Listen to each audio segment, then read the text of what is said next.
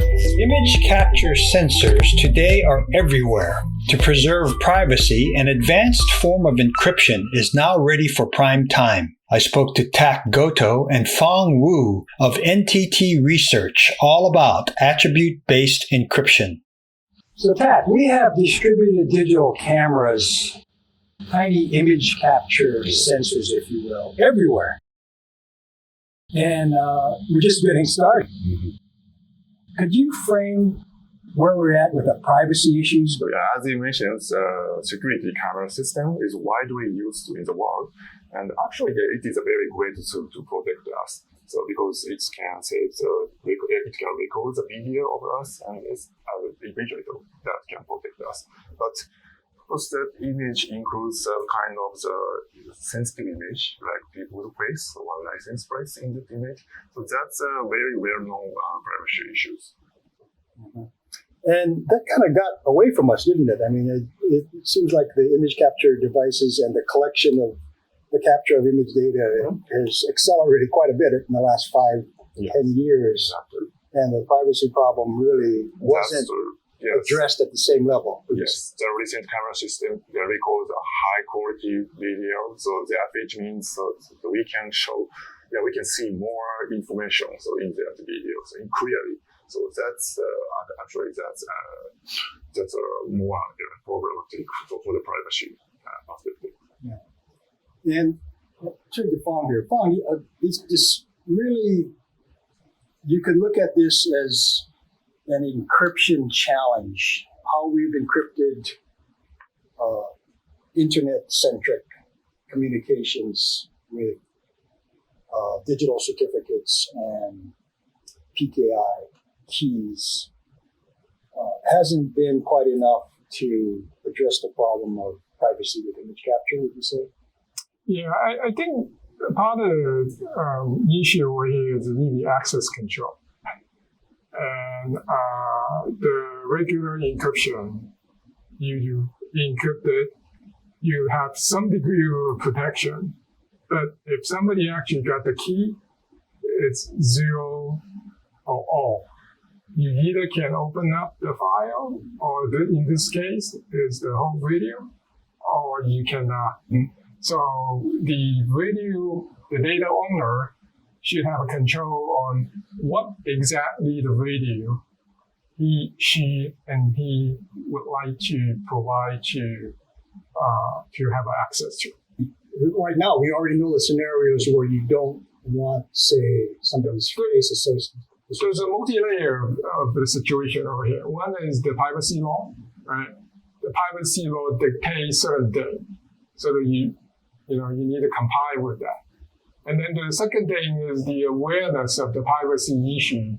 So everybody want to have a control of those video, right? And that combination of these two things, and I think the demand to have a better access control. Okay, back to you, Tak. So NTT Research has kind of been in the forefront of addressing the technical aspect of it. Can you talk about that? What NTT has done in terms of what's called attribute-based encryption, how that applies? Yeah. Okay. So as I explained, the image includes some privacy data like people's face or license plate. So the basic concept is just we can mask such kind of information in the image, and actually the blur the part of the image. So, but if you blur the whole image, you can't get the necessary information. So using this decryption key, so you can see the license plate in the image, but you can see any faces or other text in the image. So this kind of the access control to the image is the solution for the privacy issue. So in a sense, back to you, Fong, that you're able to sort of customize the encryption key and set policy to address specific scenarios of who should have access? Yes. The whole technology enable to have the data owner, in this case, the owner of the video content, have a full control of who and when and which part of the video she and he would like to provide to have access to. So that's the the benefit of it. And on top of it, the efficiency is another benefit because in this particular technology, you encrypt it once and all the policy is done one time. Once you encrypt it, and that's it. This is different than the traditional encryption technology.